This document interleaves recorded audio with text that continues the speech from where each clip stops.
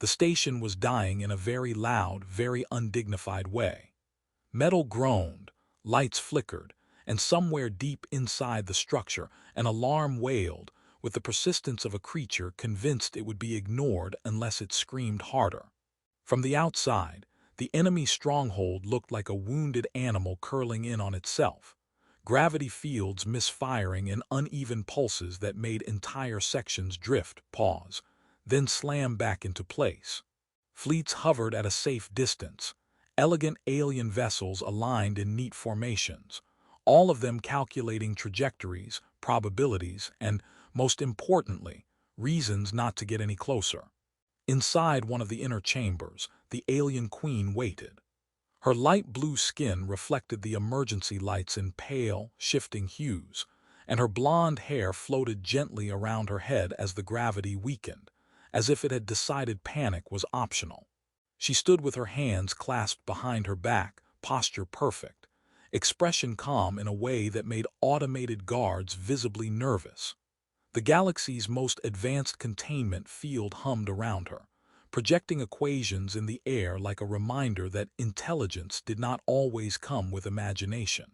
She studied those equations with mild interest, already bored of them, and wondered how many councils were currently debating the moral implications of rescuing her, while timing how fast the station might explode. Far away, aboard a human command ship that no one bothered to invite to the meeting, Commander Elias Rourke stared at the same tactical feed and frowned. "So let me get this straight," he said, scratching his jaw. "The Queen is trapped, the place is coming apart, and everyone's plan is to wait." His navigation AI helpfully projected a blinking red warning labeled "Extreme Certain Death." Elias nodded at it. "Yes, I see you're enthusiastic." The calm channel erupted with layered alien voices, each smoother and more reasonable than the last, explaining risk, precedent, and the catastrophic diplomatic inconvenience of heroism. Elias listened for a full 10 seconds, which for him was a personal record. Then he cut the channel. "All right," he muttered, already strapping himself into the pilot's chair. "Guess it's one of those days." The human ship broke formation and surged forward, engines roaring with cheerful disregard for consensus. Inside the collapsing station, the Queen felt the containment field stutter, just for a moment, and raised an eyebrow. On one of the external monitors, a single vessel appeared, small, inelegant, and unmistakably human. She tilted her head, a faint smile touching her lips.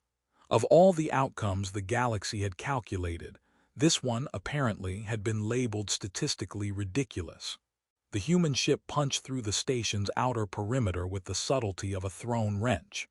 Panels peeled away, energy shields flared in offended confusion, and somewhere in the structure, a defensive system announced, in a calm synthetic voice, that it was reconsidering its life choices. Elias felt the hull shudder and patted the console. "Easy," he said. "They didn't mean it personally." The ship did not seem convinced, but it continued forward anyway, guided by a navigation map that kept rewriting itself as corridors collapsed and gravity forgot which direction it preferred. Inside the containment chamber, the Queen felt another tremor ripple through the floor. The equations around her flickered, symbols scrambling like embarrassed scholars caught cheating.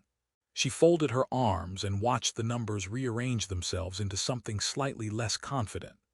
Outside the field, automated guards drifted sideways as gravity spiked, one of them bumping into a wall and slowly rotating in place, as if pretending that had been intentional.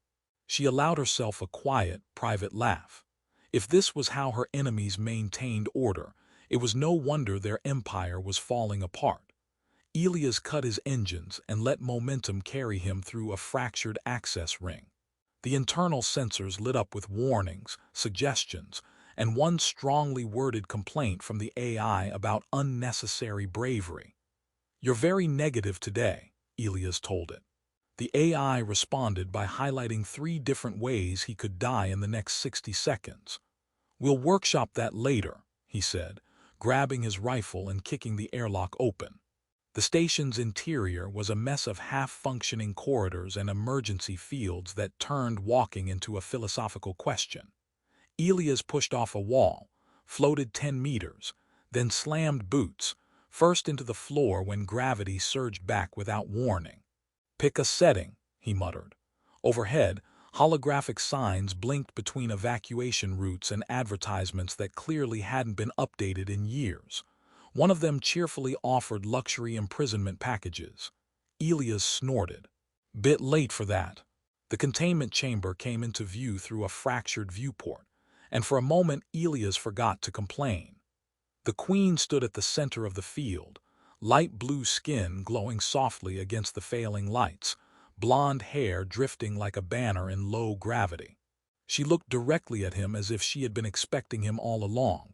He raised a hand in an awkward wave. "Hi," he said into the calm, not entirely sure she could hear him. "Sorry about the delay, traffic was terrible. Whole galaxy, actually." To his surprise, the containment field's interface chimed and translated his voice into her language. The Queen's lips curved into a smile that was sharp, amused, and entirely unafraid. The station groaned again, louder this time, and somewhere far above them something exploded with dramatic enthusiasm. Elias glanced at the ceiling, then back at her. "Okay," he said. "Let's get you out of here before this place finishes dying." The containment field did not appreciate being asked to stop existing. It flickered, hummed louder, then projected a series of symbols that looked suspiciously like a legal disclaimer. Elias frowned at it. "You're saying this is irreversible," he said to no one in particular. The station responded by shuddering violently, as if offended by the word. "Fine," he added. "Irreversible asterisk later asterisk." The Queen watched him work with calm curiosity, head slightly tilted. Up close, her light blue skin carried subtle variations, like shallow seas under distant suns, and her blonde hair drifted around her face in slow, graceful arcs. "You are improvising," she observed as the translator rendered her voice smooth and amused. "This is not part of a larger, well-funded plan." Elias snorted, fingers flying over his wrist console. "Oh, there's a plan. It just didn't survive contact with reality." He tapped a final command and braced himself. The field collapsed with a sharp crack of energy, releasing a wave that knocked him backward and sent both of them briefly drifting as gravity failed entirely. For a moment they floated facing each other, suspended in the quiet eye of chaos. The Queen reached out, catching a nearby handhold with practiced ease. Elias flailed, missed one, then another, before she calmly grabbed his sleeve and anchored him beside her. "Thank you," he said, straightening himself. "I meant to do that." "I am certain," she replied, her eyes bright with restrained laughter. The station chose that moment to remind them it was still dying. Bulkheads buckled, lights died, then returned in an alarming shade of red. Elias checked the route back to his ship and winced. "Okay," he said, slinging his rifle over his shoulder. "Good news, I know a way out. Bad news. The station knows we know." They moved quickly, sometimes walking, sometimes drifting, sometimes being flung sideways as gravity made up new rules. Defense drones emerged from hidden panels, only to collide with falling debris or freeze mid-activation as their systems argued with each other. One spun slowly in place, announcing, "Target acquired," to absolutely no one. Elias nudged it aside. "You'll get there," he told it encouragingly. As they ran, the Queen matched his pace effortlessly, her composure never slipping. "Your people are unusual," she said, stepping over a Chinese letter in the floor just as it sealed itself behind her. "They calculated this rescue as impossible." "Yeah," Elias replied, firing at a panel to open a sealed door. "We have a complicated relationship with impossible." A shockwave rippled through the corridor, throwing them forward. Elias hit the ground hard, breath knocked from his lungs. Before he could curse properly, the Queen was there, steadying him, her hand firm on his arm. "Commander," she said gently, "if you survive this, the galaxy will be very annoyed with you." He laughed despite himself as he pushed back to his feet. Honestly, he said, that might be my favorite outcome. The corridor ahead of them folded inward like a thoughtful thought deciding to become a wall. Elias skidded to a stop and stared at it. Okay, he said, breathing hard. That's new. Yesterday walls stayed where you put them. The station answered with a tremor that rattled his teeth. The Queen stepped beside him, light blue skin catching the emergency glow, and regarded the shifting metal with polite disdain. Your enemy's architecture lacks commitment, she said. It cannot decide what it wants to be. Elias tapped his wrist console, pulling up a schematic that immediately began arguing with itself. I'm getting 3 routes to the ship, he said. All of them are on fire. One of them is on fire twice. He glanced at her. Preference. Survival, she replied smoothly, with minimal disintegration. They took the route that promised survival, with only moderate disintegration. Gravity surged, dropped, then inverted long enough for them to jog across the ceiling before it remembered the floor again. Elias laughed breathlessly. I'm going to complain about this in my after-action report. A drone burst from a wall panel, weapons priming, then immediately smacked into a loose beam and went dark. The Queen watched it fall. Your report will require its own library, she said. An explosion rocked the station, closer this time. The air grew hot, sharp with ionized metal. Elias felt the countdown in his bones, the unspoken knowledge that they were running out of station to stand on. He opened a channel to his ship. Status, he barked. The AI answered cheerfully that the docking bay was still present, which it considered excellent news given recent trends. Prepare for immediate departure, Elias said, and maybe say goodbye to the paint. They reached the bay as the outer hull peeled away, stars spilling in like an audience. The human ship hung there, scarred but stubborn, docking clamps extended like open arms. Elias turned to the Queen. For a split second the noise faded, and he became acutely aware of her presence beside him, calm and unbroken amid ruin. This is where it gets exciting, he said. Please ignore the screaming. I find it oddly reassuring, she replied, and stepped onto the ramp without hesitation. The clamps locked with a thud that felt almost affectionate. The moment they crossed the threshold, Elias slapped the hatch control. Go, go, go, he urged, as if the ship needed encouragement. The engines roared, tearing them free as the station finally gave up the idea of being a station. From the viewport, the stronghold collapsed into itself, a violent blossom of light and debris. Silence followed, broken only by the hum of human machinery. Elias leaned back, laughing softly, adrenaline draining away. The Queen stood beside him, hands folded, gaze steady on the stars. Commander, she said, turning to him at last, you have committed a spectacular political offense. He grinned, exhausted and alive. Yeah, he said, I get that a lot. The ship jumped before anyone could change their mind. Space stretched, folded, and snapped back into something mostly recognizable, leaving the wreckage of the station behind like an argument that had finally run out of words. Elias remained in the pilot's seat longer than necessary, hands resting on the controls as if the ship might wander off without supervision. Only when the engine readouts settled into something resembling normal did he exhale and swivel around. So, he said, breaking the silence, welcome aboard. Please keep your arms and political consequences inside the vehicle at all times. The Queen regarded the interior with open curiosity. Human ships were not elegant. They were practical, patched, and slightly defiant, as if every bulkhead had once survived an explosion and taken it personally. She reached out, brushing her fingers along a console edge. Your vessel feels stubborn, she said, like it refuses to acknowledge the odds. That's the official design philosophy, Elias replied. If the universe says no, we argue. She studied him now, really studied him, as if the danger had finally slowed enough to allow it. You risked your life without alliance, without permission, and without certainty of reward, she said.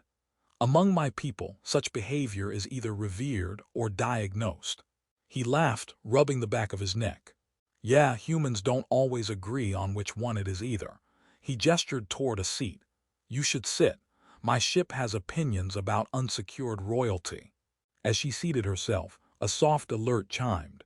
Multiple incoming signals bloomed across the display, each tagged with the signature of a different fleet. Elias groaned. And there it is, the part where everyone suddenly remembers my number. He muted the channel and glanced at her. I'm guessing these are your people. Some of them, she replied. Others are people who would like very much to pretend they were involved. A faint smile crossed her lips. They will be displeased that you succeeded. Story of my career, Elias said. He leaned back, letting the ship drift while the stars slid past. The adrenaline had faded, leaving behind a strange, quiet awareness. Against all logic, against every careful calculation, she was here. Alive. Free. She turned toward him, light blue skin glowing softly in the ship's dim lights, blonde hair falling around her shoulders now that gravity had settled. Commander Elias Rourke, she said, her tone shifting, becoming more formal. You have altered the trajectory of several civilizations today. He raised an eyebrow, no pressure. I have not yet decided whether to thank you as a queen, she continued, or as a woman who witnessed something rare. Her gaze held his, steady and unreadable, courage without strategy. Elias smiled, small and tired but sincere. I prefer to think of it as strategy that panicked and ran ahead of me. For the first time since her imprisonment, she laughed freely, the sound light and genuine, and the ship's AI quietly logged the moment as statistically improbable but highly satisfactory. Outside, the galaxy waited, already reshaping itself around a choice one human had made without asking permission. The ship drifted at the edge of contested space, engines idling like they were pretending not to listen to the argument forming across half the galaxy. Elias finally reopened the comm channel. The bridge immediately filled with overlapping holograms, ambassadors, admirals, and beings who looked like they had rehearsed concern in front of mirrors. Commander Rourke, several voices said at once, each layered with relief they were eager to take credit for. Elias winced. Okay, one at a time, he said, or at least take a number. The Queen rose from her seat and stepped forward, close enough that Elias could feel the subtle shift in the ship's gravity compensators adjusting for her movement. She said nothing at first. She didn't need to. The room quieted as her image resolved across every channel, light blue skin luminous against the starfield, blonde hair framing an expression that was calm in a way that suggested consequences. I am present, she said evenly. This is not a simulation. Silence followed, heavy and awkward. Elias folded his arms and waited. Someone finally spoke, offering congratulations that sounded suspiciously like an apology wearing a hat. The Queen listened patiently, then tilted her head. You chose caution, she said. He chose action. She gestured lightly toward Elias. History will remember the difference. Elias coughed. I'd also accept reckless, he offered. Reckless is fine. The channel cut abruptly as several delegations disconnected at once, apparently in need of urgent private meetings. Elias watched the last hologram fade and shook his head. They're going to argue about this for decades. Yes, she replied, but they will argue in a universe where I am alive. She turned to him, studying his face with an intensity that made him suddenly aware of the dried blood on his sleeve and the scorch mark on his collar. You are injured. Mostly emotionally, he said, and a little bit physically. He waved it off. I've had worse Tuesdays. She stepped closer, close enough that the ship's AI politely dimmed the lights as if sensing something important or at least awkward. Her fingers brushed his arm, cool and steady. Among my people, she said quietly, we bind ourselves to those who change our fate. Elias blinked. Just to be clear, he said carefully, is this a ceremonial thing, or am I about to cause another interstellar incident? Her lips curved just slightly. That depends on what you do next. The ship chimed as new coordinates uploaded automatically, a safe corridor opening where none had existed before. Elias glanced at the display, then back at her. "Looks like the galaxy just blinked first," he said. She smiled, this time without restraint. Outside, stars shifted, alliances wavered, and somewhere far away, a council chamber filled with beings realizing that one human commander had just made their universe far more complicated and far more interesting. The ship arrived at the neutral world to the sound of ceremonial fanfare that had clearly been upgraded in a hurry. Platforms unfolded, banners shimmered into place, and representatives from half the galaxy stood waiting with carefully practiced expressions. Elias watched from the cockpit and sighed. "I should have charged an appearance fee," he said, "or at least asked for snacks." The Queen stood beside him, posture relaxed, light blue skin catching the glow of the planet's artificial sunrise. "You saved my life," she replied. "This is how the galaxy says thank you without admitting fault." She paused, then added, "Also, there will be snacks." That helped. As they disembarked, the assembled leaders bowed, some deeply, some stiffly, some so late it barely counted. Formal statements followed, treaties reactivated, accusations quietly withdrawn. The station's destruction was officially labeled an unfortunate structural disagreement. Elias listened politely until it was over, then leaned toward the Queen. "See, no one mentioned the part where they all froze and waited for me to explode." "They will," she said calmly, "later in private for centuries." When the crowd finally dispersed, the noise